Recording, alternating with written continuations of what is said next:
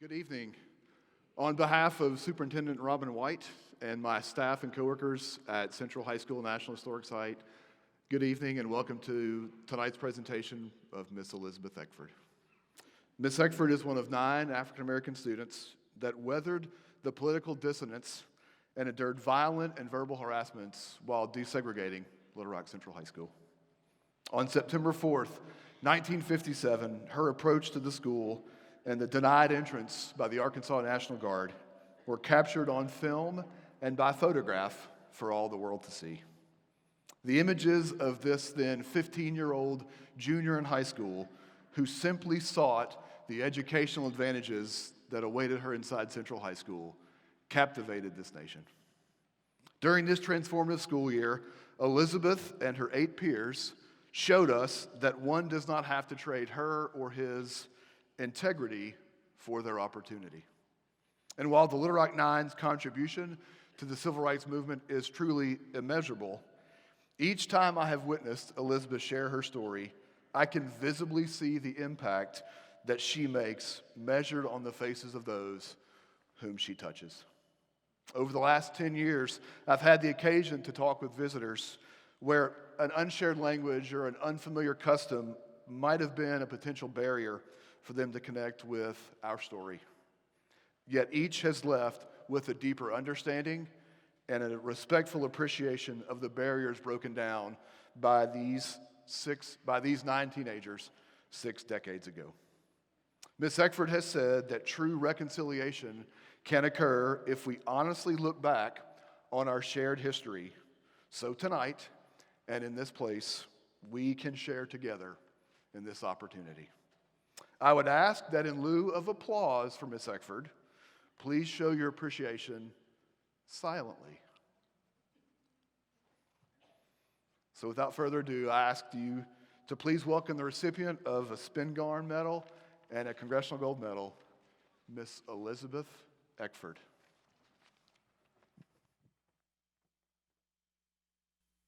Thank you for coming. Welcome to Little Rock, my hometown. This may be the last speech that I will give to a large group. A lot of time has passed. I will be talking about events of 63 years ago. I'm 78, and my sister and I say we are standing on banana peels at the edge of the grave.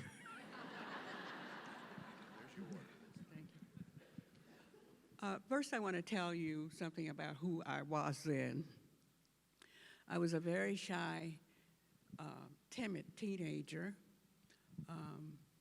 One person who had known me for a long time said that I would raise my hand in class, and when I was recognized, I'd look shocked. And it's because I was a very, very shy person. But the shyness is gone because I finally thought of it as an intense focus on the self, and that didn't sound very good. I'm going to take you back to my childhood. I grew up here in Little Rock. I'm part of a half dozen Eckford kids, and my parents, I accurately say that they were like benevolent oligarchs. Both my parents worked 2 jobs to take care of 6 kids, pay the mortgage, and pay the car note. And I always mention that because I appreciate their efforts on our behalf. I was probably the last person chosen to go to Central High School. People stepped forward and signed a list saying that they were interested in going. This was spring 1957, and we knew that Central was to be desegregated the following fall. But along the way, the superintendent announced several prohibitions. He said that those chosen could not strike back or talk back, and that dissuaded some of the students. And he said that those chosen could not participate in any extracurricular activity. That dissuaded some people. I had a hard time getting my parents' permission. Sometime in April 1957, I asked my mom if I could go to Central. And she truly is the queen of no. But this time she didn't say no. She said, "We'll see." "We'll see" prevailed throughout the spring and well into the summer. And in August, the names of 17 students who were chosen to go to Central were printed in the newspaper. That opened their parents up to economic retaliation. We're called the Little Rock Nine. I think it sounds like it comes from a newspaper headline, but we were not really a group to start with. I knew some of them from Dunbar Junior High School and Horaceman High School, but some of them I did not know at all. And I recall in reading some up about what was happening in the background at this time was that the superintendent questioned those who he was considering as to whether or not they were involved with Daisy Bates, the state president of the NAACP. Several of the 9 knew her. Carlotta Walls sold their weekly newspaper, so she knew both of the Bates. My father sometimes was a joiner. He would join stuff. This was back in the days before he became a real estate salesperson or broker. He just liked to join stuff. And my grandfather was very, very well known. I remember my grandfather was the only person from my childhood that always spoke to white people honestly, without any fear. And it's because he had grown up in Mississippi. He had a keen sense of self. He talked about the Eckfords all the time. Mothers did. He thought we were something on a stick. But I remember being in his store in the year in which high schools were closed. I spent a lot of time there. He had a habit of asking people who were their people. And it was at a time when people were more indulgent of older people. So of the 9, those of the 9 I did not know. My grandfather gave me information on 2 generations of each family.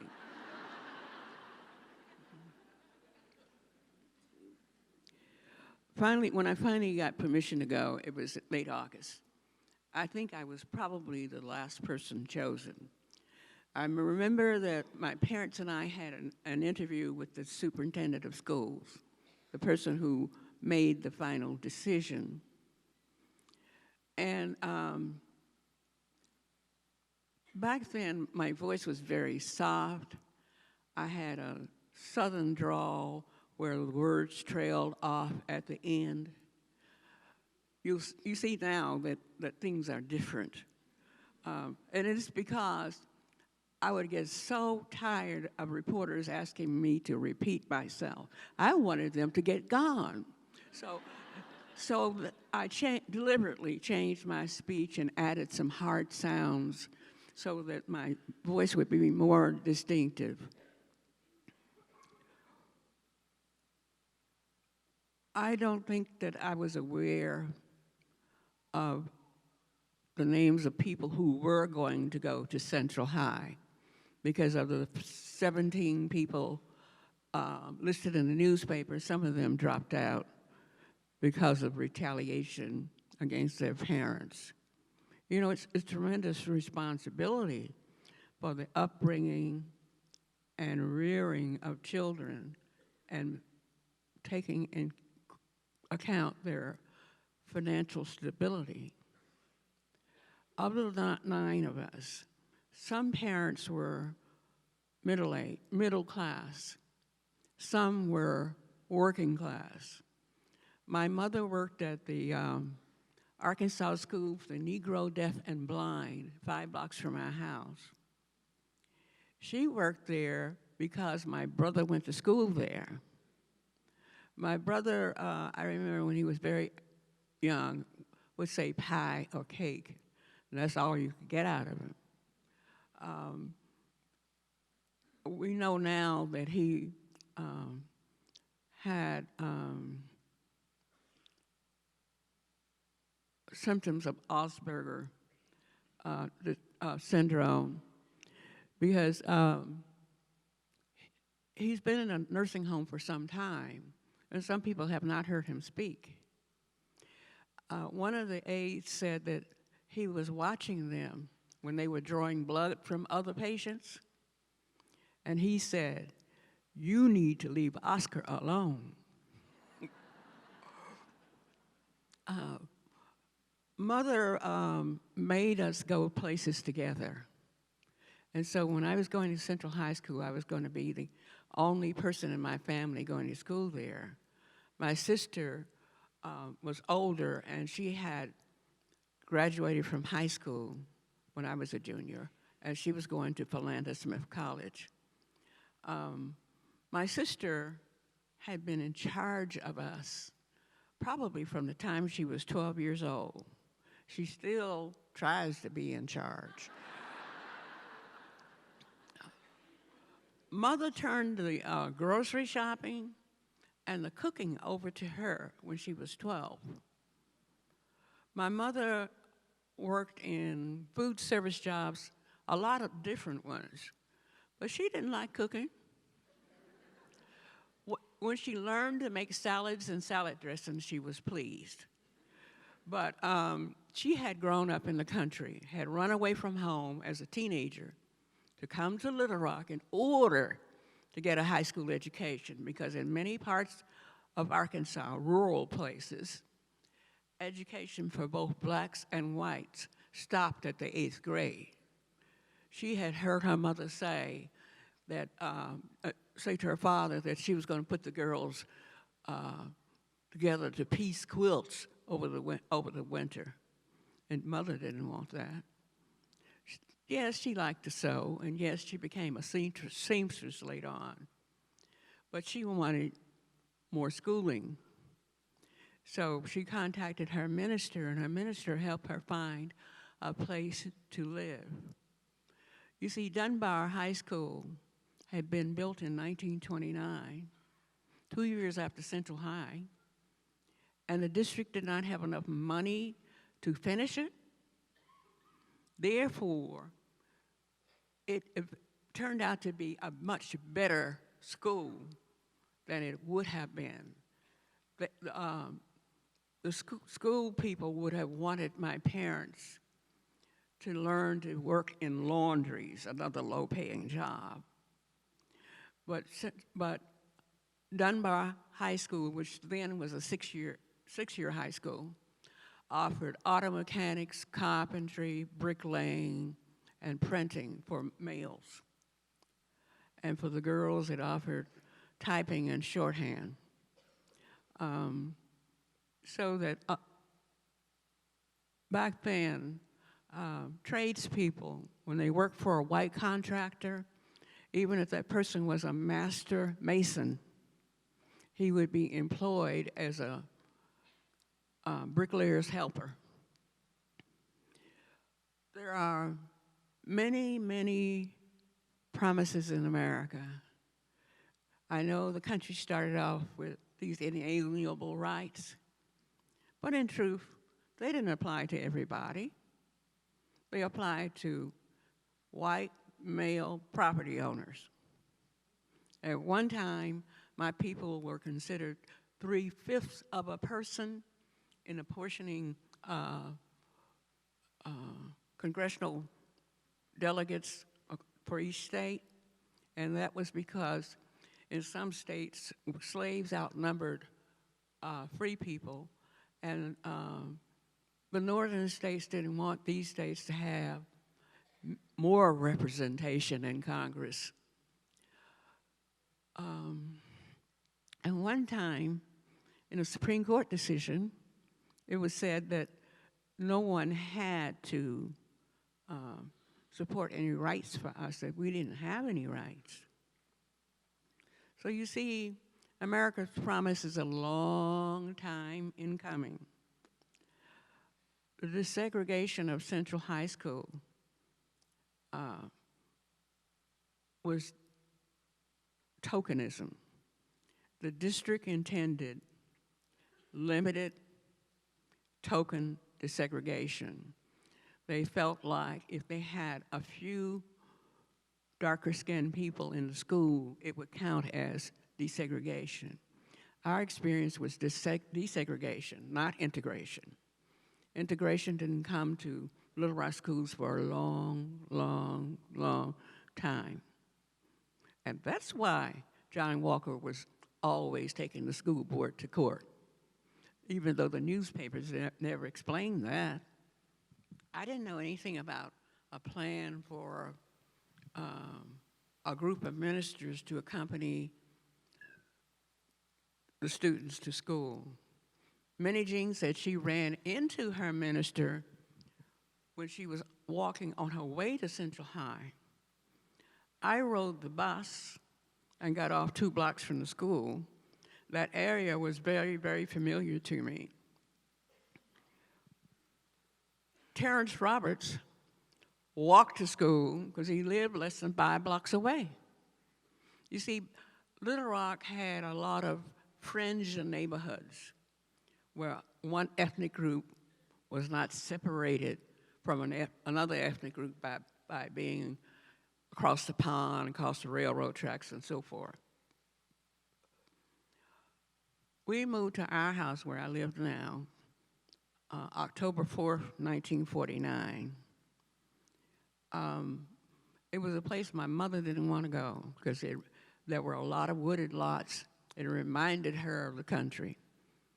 She hated the country so much that when my sister would bring fresh vegetables home, she let the greens turn yellow and throw them out.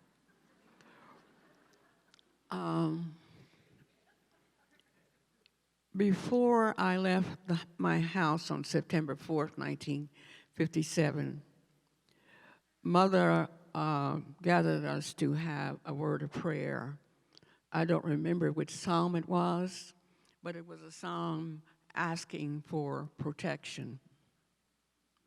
My mother was an overly protective person. When I was in junior high, I couldn't participate in any extracurricular activities, nor at Horace Mann Senior High School, because Mother wanted all her kiddies at home at night, not out at some school activity. It's just another example of the Queen of No.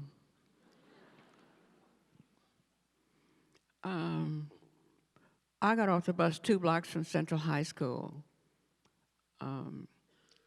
I could hear the murmur of a crowd, but I felt reassured knowing that the Arkansas National Guard was ringing the boundaries of the school. And as I approached the corner of 14th and Park, I saw the soldiers break ranks to admit white students. Now, Central grounds are 2 blocks wide and 2 blocks deep, and there were soldiers all around. I approached the soldiers 3 times, and each time when I was turned away, I thought, this is not the place I'm supposed to start to school. So when I got down to the center, and the soldier this time directed me across the street where there were angry demonstrators, that's when I finally understood that they were there to keep me out of school, not to protect me. You know that when I stepped out into the street, the crowd surged forward and they were immediately behind me. I couldn't go back in the direction I had come from. There were reporters and photographers in front of me walking backwards, asking me questions. I didn't say anything because I was afraid that if I opened my mouth, I would cry. I was hearing really, really hateful language. You know, in deciding Brown versus Board of Education, those were 4 cases that were consolidated. But one of the things that convinced the judges was the doll experiment that Dr. Mamie Clark and Dr. Kenneth Clark had devised. They were psychologists, and they had asked preschoolers, little girls, which doll they would prefer. They had a choice of a white doll or a black doll. And the results were able to demonstrate the effects of discrimination. Unfortunately, that experiment was repeated 5 years ago with similar results, where the little Negro children chose the white doll. So they couldn't see beauty in their own images. One of the things that people were shouting at me was black so-and-so, black so-and-so. You know, when I was growing up, you could start a fight if you called another Negro child black. We had been taught to be ashamed of that word. But not so now, I hope. I hope. I hope. But unfortunately, you will hear African Americans using the N-word. They don't mean any harm. They just don't know any better. Well, let me tell you now why you should not use that word. When you use that word, when an African American uses that word, you're saying to people around you that you have racial self-hatred. Do you get that? So they were calling me this and that, and somebody said, bring her over to the tree, get a rope. You know, the last lynching that I know about in Arkansas happened in 1927 in front of a black Methodist church near downtown. And throughout the South, some of those things that happened, the lynchings, were not publicized, not talked about. But there are photographs where the crowd around the person being lynched looks very happy, very proud, gaily laughing. There are several things that keep repeating itself that assure me that we can never have real reconciliation until we honestly acknowledge our painful but shared past. While the people were hollering at me, I turned to an elderly white woman to seek help, and she spat on me. I turned to her because I'd been taught to seek help from adults. But this was a different time and a different place. I finally reached my destination at the end of the 2-block walk, and where there was another bus bench. I kept going forward with the thought that getting to that bus bench meant safety for me, even though people were threatening me all along. It took decades for me to learn that an officer of the Arkansas National Guard had sent an armed soldier in my vicinity to see that no physical harm came to me. Additionally, 4 local reporters stood behind that bench so that people could not get at me from behind. One of those reporters was a very, very staunch segregationist, but he had a bit of a conscience. I was terrified. When I got to the bus bench, there were two middle-aged white reporters. They were education writers from the Washington Post and the New York Times. And they tried to reassure me and comfort me. One said, "Don't let them see you cry." I was glad I had those dark glasses on. I have to have dark glasses when the sun is bright outside, or else I can't see where I'm going. But when he put his arm across my shoulder to comfort me, the anger of the crowd turned toward him. And he eventually was in trouble with his editors because reporters are not supposed to become part of the story. I waited and waited, and eventually I heard a white woman confronting the crowd and saying that they should be ashamed. Of course they weren't ashamed. Some aren't now either. But she said that she wanted her little girl to go to school with Negro boys and girls. This increased their fury, where they were threatening her. She came over and sat by me on the bench. We waited and waited and waited for that bus that was called the South Howland at that time. It seemed like an interminable wait. So I got up and was crossing the street at the corner, intending to go to the drugstore to call a cab. But they locked the door before I could get there. So I had to go back and sit and wait and wait and wait. That woman, who I later learned was named Lee Lorch. She was the wife of a math professor at Dunbar College. Ever since Reconstruction, it was not unusual to have white faculty at Negro colleges or normal schools.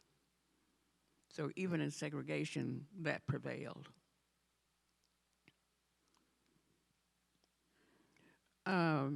Mrs. Lorch was talking to me on the bus, and I was able to convince her that I didn't need any more of her help. I needed my mother. I don't care even if you're aggravated with your parent. There will come a time in your life when you would need even the Queen of No.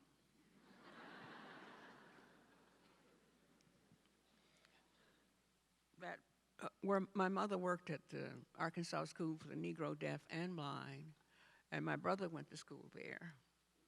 My mother was there really to look after my brother,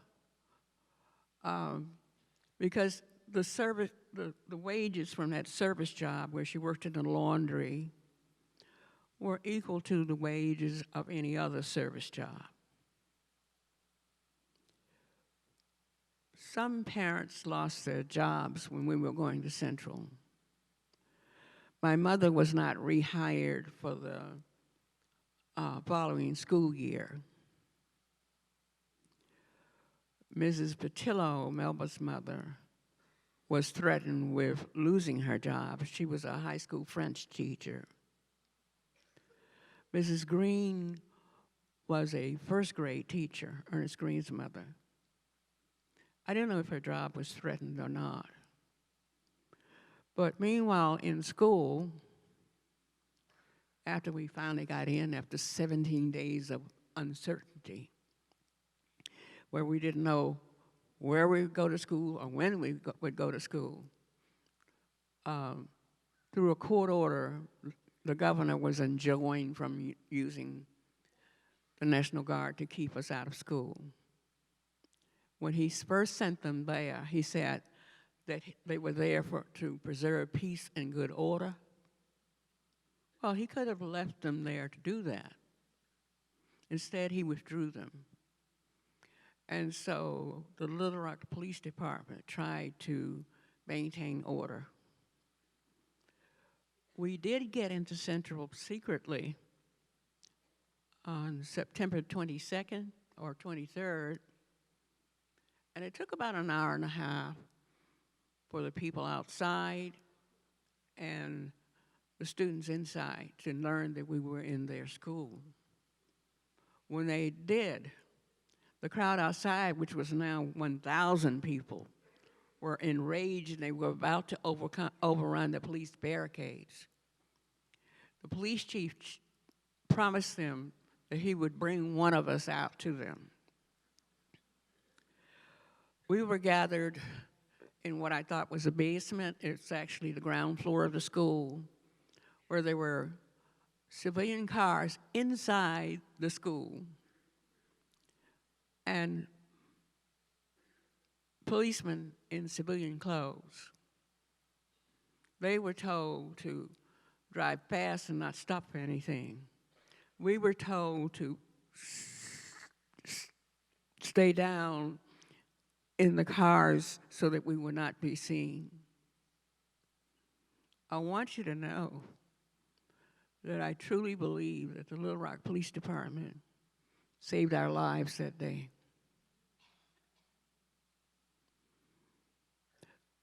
As a result of the photo images from that day, President Eisenhower, who had been talking to the governor, trying to get him to voluntarily stop preventing us from going to school, he is one of the few majoritarian authorities who acted to uphold a court order regarding desegregation. President Eisenhower ordered 1,000 paratroopers from Fort Campbell, Kentucky, here. And on television, we saw those paratroopers with bayonets affixed to their rifles and them scattering people in all directions. There were soldiers walking the roof of the building. On that day, we saw the military as it usually was. We saw people of several ethnicities clearing people away. But after that first day that they were there, General Edwin Walker sent all of the African American troops to a National Guard post so that white people would not have to take orders from Negro soldiers. This is the same general who was in charge of both the Federalized National Guard and the regular Army troops. And he stationed them in such a way that in most instances they were not able to stop attacks on us. On September 25th, we were escorted into Central High by a phalanx of soldiers surrounding us. And I remember there was an account I read where the ugliest, roughest, toughest looking soldier was on point. And when people saw him coming toward them, they divided. But from the first day that we were in school for a whole day to the end of the school year, we were knocked about daily. I've met many people who were the first in their communities to desegregate a school. On the 75th anniversary of the Brown versus Board of Education Topeka decision, I was gathered with people from those original 4 cases and some others who had desegregated schools. Over the years, I always talked to people about what their experiences were. No other group was knocked about daily like we were. The principal told us to not bother our teachers. If anything happened, we were to report to the vice principals. even General Walker urged the principal to be firmer with the students. But in most instances, when somebody was brought to the office, he would give them a talking to and send them right back to class. So we were in a very, very difficult position. Probably for Thelma Mothershed, one of us, it was probably harder than for any of the others of us. Thelma had a hole in her heart decades before open heart surgery was possible. She had missed some years of elementary school because she was too frail to go to school. At Central, most of her classes were on the same floor, and she did not have to take gym. But it took about a month before people stopped hitting her. They threw garbage on her, said ugly things, but they stopped striking her when they understood that they could kill her. Thelma said that every morning her mother said, Thelma, you don't have to go back to that big school. Thelma came anyway. She's a very, very determined person. Very, very determined. I think it was in 1964 that she finally had the surgery to close that hole in her heart. But today, she has very little mobility left because she has had MS for many years. But when she had to stop teaching, she worked with homeless people. Thelma is, as I say, a very, very unusual person. I've been places with her where she's offered a ride in an elevator and she'll take the steps, even though it'll make her late for everywhere. But after a while, I stopped resenting that and understood that she wanted to walk as long as she was able to.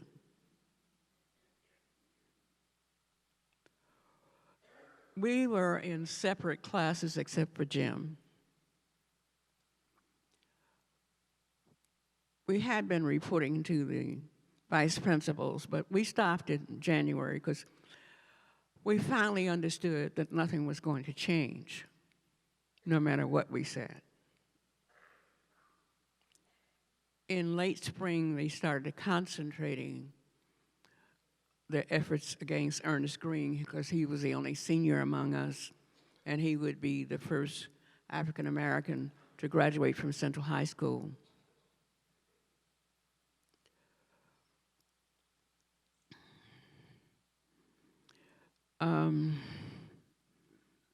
I feel kind of lost right now. I don't know. You know, I started talking about what school was like inside in 1997. For 30 years, none of us talked about what it was like inside school because that is a walk-through pain. Ask me a question, Brian, because I'm lost.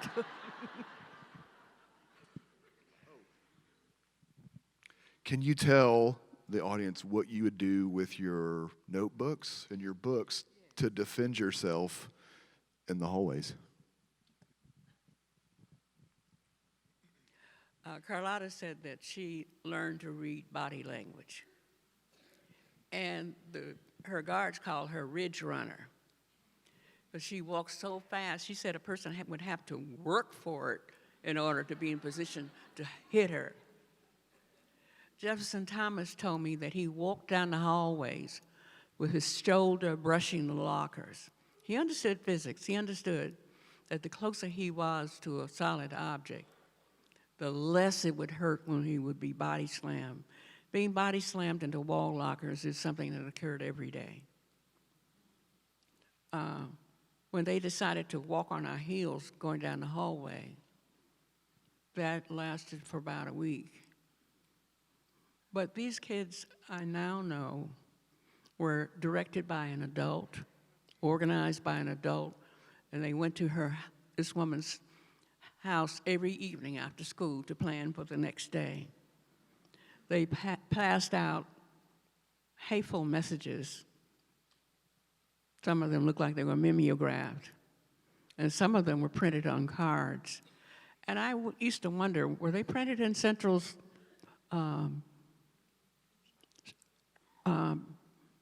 shop? I never did know. But after we stopped reporting to the vice principals, I turned around for the one and only time where somebody's body slammed me from behind, and I grabbed hold of the girl who was next to me. I looked for my guard, and he was across the hall. This was the same guard who had said that he didn't see what I said happened the day before. But this girl's reaction to me told me that she was not one of those people who felt entitled to hit us. It was a couple of days later that her mother contacted the school. The girl was afraid to come to school, thought she was in trouble. The guard never reported what had happened. Brian asked me what did I do to my notebook. I carried my people remember me carrying my notebook very close to my chest.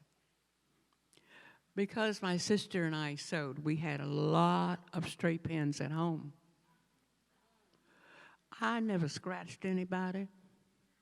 I never hit anybody. I never talked back. But it took only one time for somebody to hit me from the front from then on, for them to not hit me in the front anymore. Because I had bent the straight pins so that they were not obvious. That was my attempt to have some protection. We had not been taught any defensive measures, nor anything about nonviolent resistance until January, when a minister came from Nashville, Tennessee. He's the same minister that taught Martin Luther King nonviolent tactics. And he showed us a few things we could do to protect the core of our body. But sometimes even that didn't work. I remember that the 3 Negro boys were knocked down right outside the principal's office. And they were being kicked, and the guards pulled the attackers off them. The principal came out of the office grinning. We called him Grinning Jess. So happy, in such a good mood. But things continued from the first day to the end. At the end of school, voters in Little Rock were given an opportunity to vote whether they would desegregate all their schools at once or close some schools, and they chose to close some schools. For 10 years, no new industry moved into Little Rock. Our group called the Women's Emergency Committee started with just 10 people.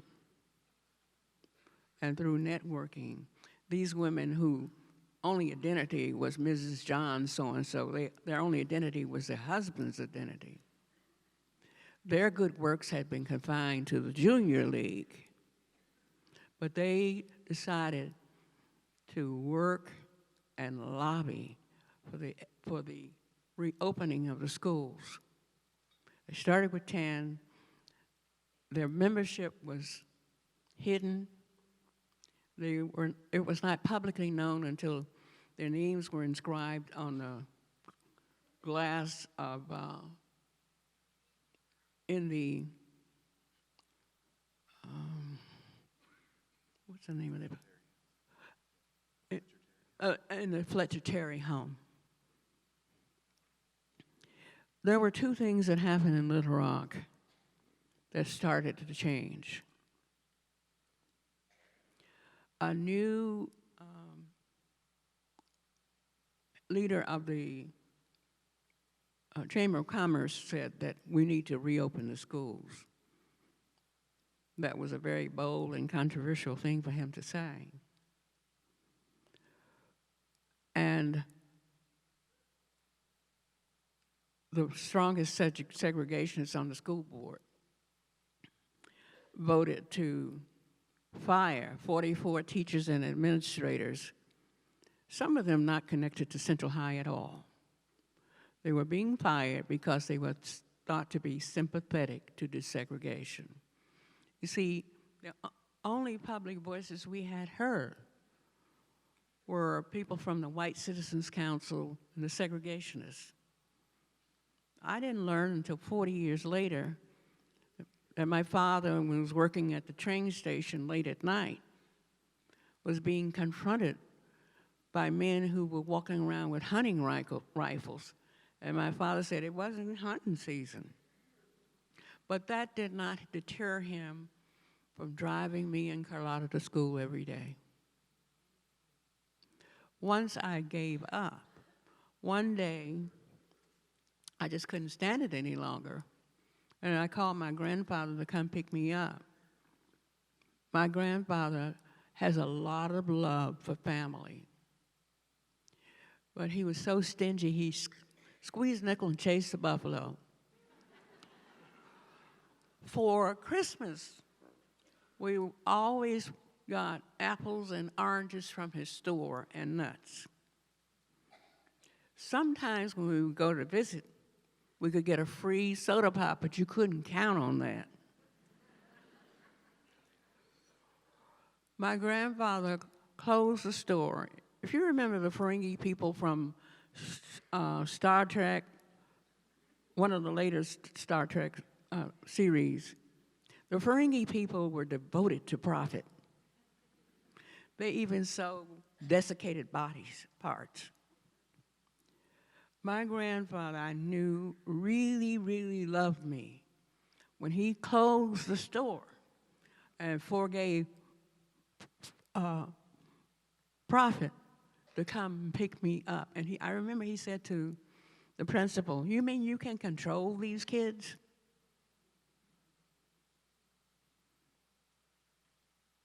Question. I'll break now and take some questions if anybody has anything they want to know that I haven't talked about.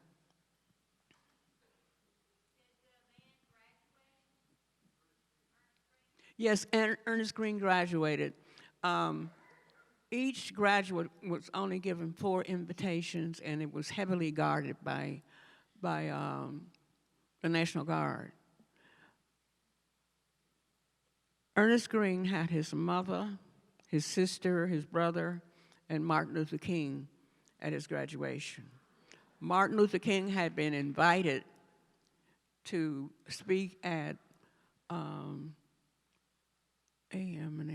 Arkansas Mechanical and Normal College, which, you know, the AM&Ns are HBCs, historically black colleges. That school was punished by the legislature for many years, punished by getting a smaller budget than what they needed because someone had invited Martin Luther King there. Question over here, Miss Eckford. Did you make any friends or know any more people and are still in touch with them? I'm glad you asked that, because that brings to mind what happens when most people are silent, turn their back, and not react to what they see and hear. For the person being bullied, it made me feel that those people who turned their backs thought I was getting what I deserved. And the normal leadership of the community was silent for a long time. When you're silent, other people are speaking for you.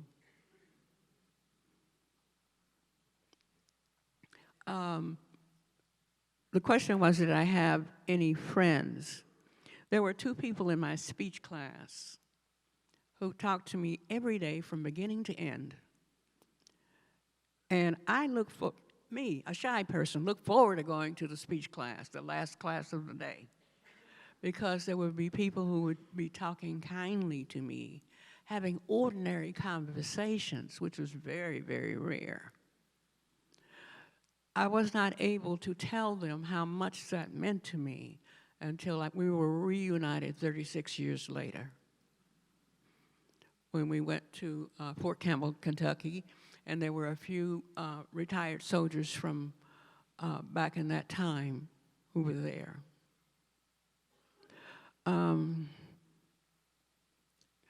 Even for adults, if you reach out to support someone who's being harassed and bullied, this is no exaggeration. If you support that person, I didn't say defend, that's dangerous. If you support that person, reach out and acknowledge their humanity. Treat them the way you want to be treated. Exercise the golden rule. That can be very powerful in someone's behalf. When you do that, you're helping someone live another day. That's not an exaggeration. No, it's not an exaggeration. Any other questions? In a world full of conformity and people who don't want to press the envelope, where do you believe that courage that you had that first time that you made that walk and you said you couldn't turn back because the mob of people were behind you, where did all that courage come from? I don't think of it as courage. I just had no other choice. By the way, that bus bench has been replicated, and it's at the corner of 16th and Park. It's not at the end of the sidewalk, but it's back on church grounds, and I'm very appreciative that they allowed that to be there. And the building of that bus bench was phenomenal. There are people all across our community who contributed. Some were teachers, some were tradesmen, some were ordinary people, some were business people. I remember that a group of Rotarians were visiting Central High in a library, and a student spoke to them and asked them to contribute to the building of this bus bench, and they did. She raised a lot of money, and it's something that's so special to me because so many people in this community contributed in one way or another. Thank you, thank you, thank you. During that year, do you remember being able to learn anything and focus on your studies, or did you have to be entirely focused on survival? In most of my classes, people didn't hit me. Oh, they would jump up as though they had been sitting in a hot seat and move further away from me. But there was one fellow in my American history class who, without fail, greeted me every day, and then went and sat further back in the row across from me. A writer found him in recent years, and he said he was trying to make a name for himself. I knew, you see, in that class, there were sons and daughters of the elite in that history class. Gail Blossom, the daughter of the superintendent, was in that class. But she had a hero. There was a big football player who walked her to every class. And so people were not able to abuse her except verbally. But my history teacher was so hateful that she would not let her hand touch my hand when I was paying for the weekly reader. And she said outrageous things. But I did notice that these things were not surprising to my classmates. She taught American history from the viewpoint of the United Daughters of the Confederacy. You know, it wasn't about slavery. Slaves were treated well, ad nauseum.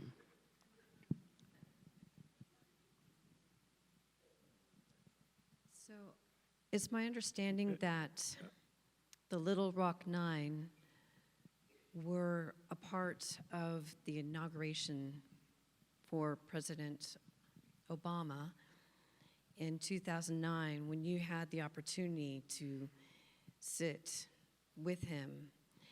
And I was just wondering what that moment was like 50 years later. I to didn't go. experience that. There are things that the rest of the night, we're 8 now, the rest of them go to that I don't go to. I go to things that seem historically significant to me or in some remote way has something to do with us, but I don't go to everything they go to. And it is because I knew from having been to Washington for the gold medal ceremony that there's a lot of waiting for stuff to happen. And there are tremendous crowds. I don't like to be in crowds. I do a lot of shopping online.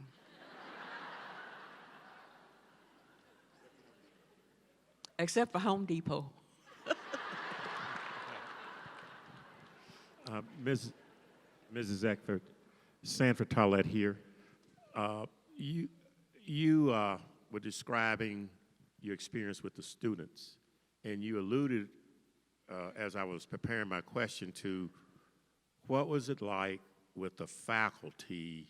You alluded to one for you in that experience. How were those adult white individuals in positions of power? There was a range of response. Terrence Robert wrote that at the end of his English class, he took a dozen can openers. You know, back in the day, they had that pointed, sharp end that had been thrown at him in the class. He took them to his teacher's desk, and she said, "Why did you bring these to school?" Can you imagine her not noticing a dozen can openers being tossed to him? There were some people to whom we were a nuisance and an impediment. I remember my homeroom teacher insisted that the boys take off those Confederate caps and stand for the Pledge of Allegiance. One thing that has been disclosed recently is what those Confederate flags and monuments and things mean. They didn't come immediately after the Civil War. They came when the United Daughters of the Confederacy wanted their soldiers to feel better, and so they erected monuments to them.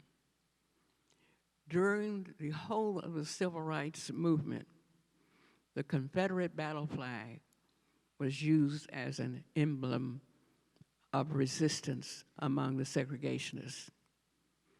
So you don't have to ask me how I feel about Confederate memorabilia. Good afternoon.